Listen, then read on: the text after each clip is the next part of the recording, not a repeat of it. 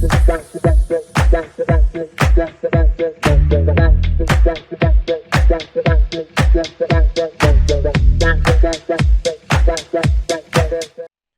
beauties, and welcome back to the Bumpy Bones Locksport channel. So in this video, we're going to pick open this Master Lock 410 Lockout Tag, so let's go and get started. Now this is a really fun lock to pick open. This is a green belt level lock in the Lockpickers United Belt System. It is a 6-pin lock and it's got 5 spool pins in it and a serrated type standard pin in here. But what really makes these locks really fun to pick is these are dead core locks. And what do I mean by a dead core? Well, normally when you open up a lock, a lot of locks have a spring in the actuator. So when you turn the key and you let go of the key will snap back into the position here where you can remove the key. Dead core locks, though, don't have that spring in the actuator. So when you go to rotate the core or the key, it's going to keep it where you rotate it. And what that does is that actually adds in a little bit more complexity when you're picking the lock, especially when it comes to spool pins.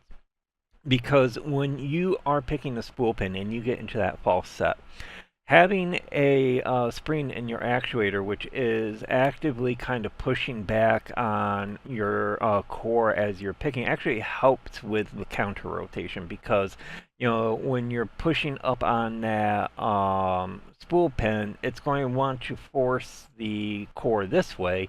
And so when you have that spring also pushing it back, it helps with the counter rotation, and you just have to then just apply the appropriate amount of leverage to that pen to pop it up into the shear line. With dead cores, however, you don't have that force in your counter rotation. So sometimes what you actually have to do is manually counter rotate your core in order to set a spool pin and all of that. So it adds a little bit more complexity with that. The other thing that's kind of fun with this is that there's no spring under your shackle.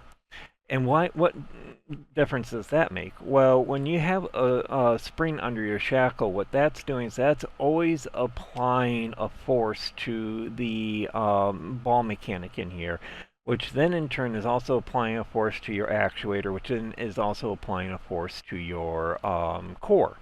And so in a regular lock, when you're picking that, you're used to that. And so on a lockout tag, you are missing that again, which again adds a little bit more to the complexity on this. The other really cool thing about the 410 lockout tag from Master Lock is there's actually 2 different keyways that you can get for this. So let's go ahead and take a look at that just really quick here. So this is from the Lockpickers United Belt Explorer.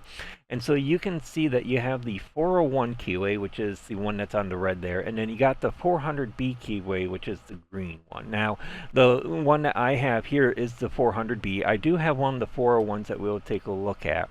But one thing that I notice is that the 401s are actually, in my opinion, a little bit harder to pick. Because what you have is you have a more paracentric keyway. What do I mean paracentric? So if we draw a straight line down through our pins here, you'll notice that this warding here prevents us from taking a pick and getting to those pins. We actually have to really go at a good angle here to get the pick in, and I'll demonstrate that in a moment. But with the 400B keyway here, this is a wide open keyway. You can get the pick right up there. It looks more complicated. It looks more like the Yale keyway, but it's a much wider open keyway, and so it's a little bit easier to pick open. Let's actually take a look at that in hand here. So I've got this one here is the 401 keyway, so I can take my 0.5 millimeter or 20 thousandths pick, and you can see I can get this in here, and I can, easily access the pins and maneuver the pick. This is a pretty deep hook, and so I can use this in here with no problem. Now this is the 401 keyway here, so you're going to notice we've got this warding here, and I can't easily use this pick as easily in here. I actually have to go off on an angle. Now, I was actually kind of playing with this a little bit earlier, and yeah, so I'm catching the side here rather than the pins more. So with this keyway, I actually have to use a thinner pick primarily, so I can use my 0.4 millimeter or my 15 thousandths picks, and those will work beautifully in here because I can get in between that gap at the angle there where the thicker pick you won't really get up in there as you can see. Or you have to use a thinner pick and pick off this top warning or a smaller hook and pick off the warding here, which can be a fun thing if you have a high-low bidding. So these are actually, I think, a little bit more challenging than the other Keyway and all that. But we'll pick that guy open too. Because the other thing with these lockout tags is you cannot gut these. So I think there may be one version that you can gut that you can get from like Harbor Freight or no, not Harbor Freight, but like Home Depot or Lowe's. But the primarily these lockout tags are designed to not be guttable. So we're not going to gut it, but you do want to be careful when you're picking these guys open because what you can do is you can join what's called the rattle club. And so what you're going to notice is when I go to open this, the casing of the lock prevents me from twisting the key past 90 degrees. However, when you're picking it, and you unlock it, you can actually rotate the core 180 degrees. And if you do that, you'll notice that on the bottom of the core, you got the holes that you can repin these locks in. And you'll drop the pins through that. They'll get into the casing here, and when you shake it, it will rattle, hence rattle club. So you do want to be careful of that with these lockout tags. And you can get these in different brands, and I'll do this one in a different video here, but I do have one here from Paclock. This is the PL410 Pro, which is the same as the 90A Pro from Paclock. And these are fun. I mean, again, these are dead cores. You don't have the spring behind the shackle. With these guys, you got the spring behind the shackle, so you can actually see the difference. This I can't really shake. That's a nice firm shackle. This rattles like crazy. And actually, what's interesting is the 90A Pro is also considered to be the 90A Pro is considered to be a lockout tag as well. So you can get lockout tags in a variety of different styles and all of that. Well, let's go ahead and throw this guy in the vise and see what we can do about getting this open. So I'm going to go ahead and grab my vise from the Lockpicker's bench, and let's go ahead and throw this in here. And let's go ahead and just rotate this so that we can see the core a little bit more. Let me change my focus so that we're up on the lock. And to pick this open, this is the 400B keyway that we're starting with. And so I'm going to use top of the keyway tension. I'm going to use a custom tensioner. This is 1.3 millimeter thickness. And then I'm going to use a deep flat hook from Multipick. I'm going to use the 0.5 millimeter. So this is the F04 pick. So let's go ahead and see what we got here. And let me actually change over to this mic so that we can get our clickies. Alright, so I'm going to start with pin 1, which is loose, pin 2 is loose, 3, 4, a little movement on 4, 5, nice click on 5, so here's 6. Alright. Let's go back. Nothing on 1, nothing on 2. Alright, so got a nice false set here. So let's continue. Let's see where that false set comes in. Nice click there. Where's my spool? Alright, here we go. I think that's pin 2. Alright, so that's set. Let's see here, 3, 4. Got some counter rotation here. Can't quite get that, so we're going to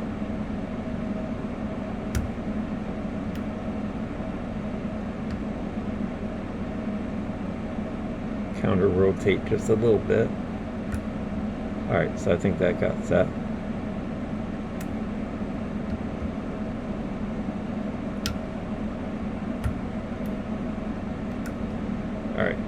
back into the false set. See, where are we?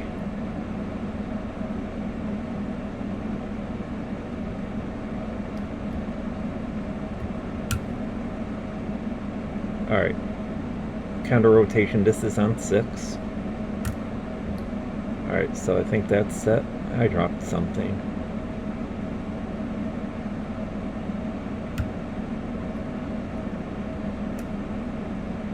Alright, where are we?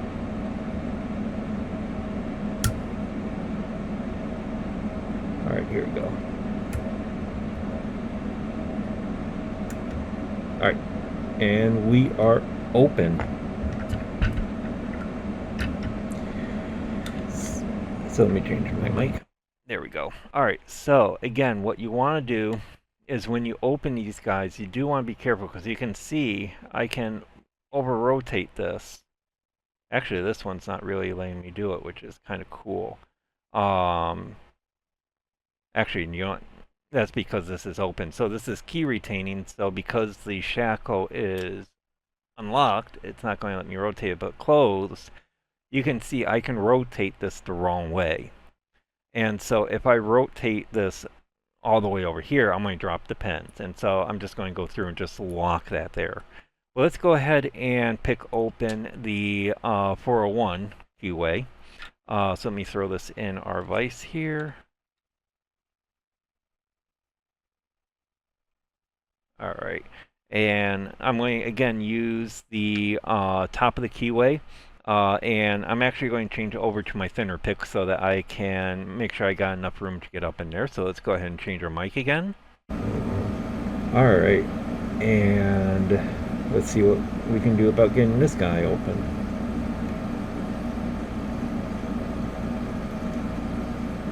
All right, so we're going to start in the back. So here's pin 6. So a nice click there. So pin 5.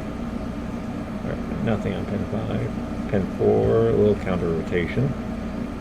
Pin 3, counter rotation. Pin 4. Pin 2. Right. There we go. Nice deep false set. Alright, where's our spool? See, this guy's a bit fun because I'm having a problem with the warding here.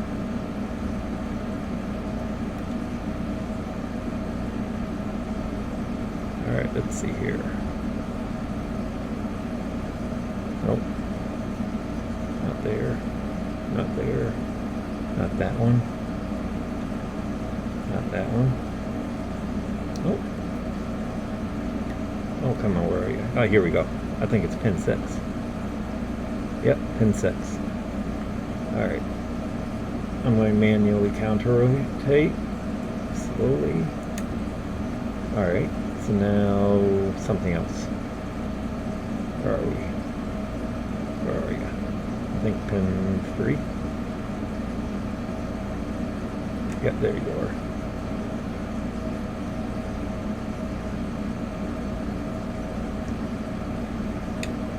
And there we go, we are open. Alright, so let's go ahead and actually gut this core and see what is inside here. Now, this I got from another 410. I joined the Rattle Club with it, so I actually pulled the casing apart to get the core out, and I lost the C-clip, so I don't have the C-clip on this guy, so we don't need to remove that.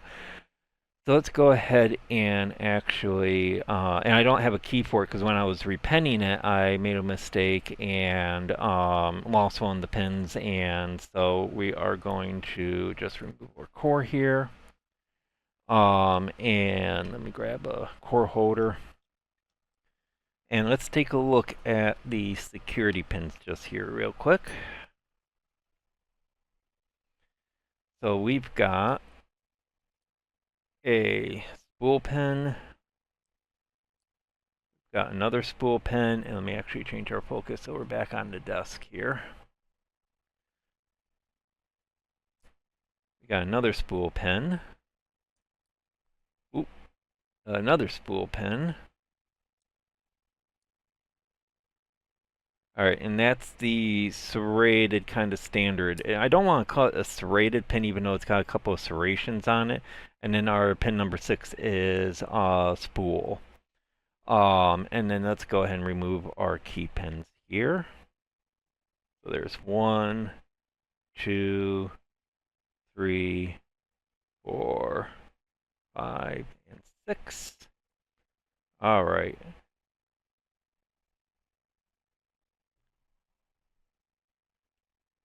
Let's go ahead and take a closer look at our security pins and our pin arrangement here with the 401 keyway here. Let me go ahead and change our focus so that we're nice and close. So you can see the spool pins that come with this lock are actually really nice. They're a nice deep, nice and large and all that. And then you can see with the serrated pin why I kind of don't like. It does have a couple of serrations in here, but it's more of a standard pin. And if you have like a really small, you can kind of get the serrations, which, it can be a little bit fun and all that.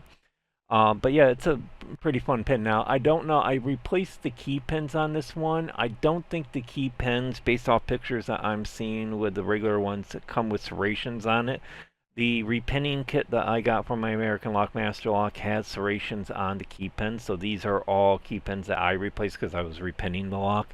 But all in all, it's a good lock. It's a fun lock. I do recommend you getting it.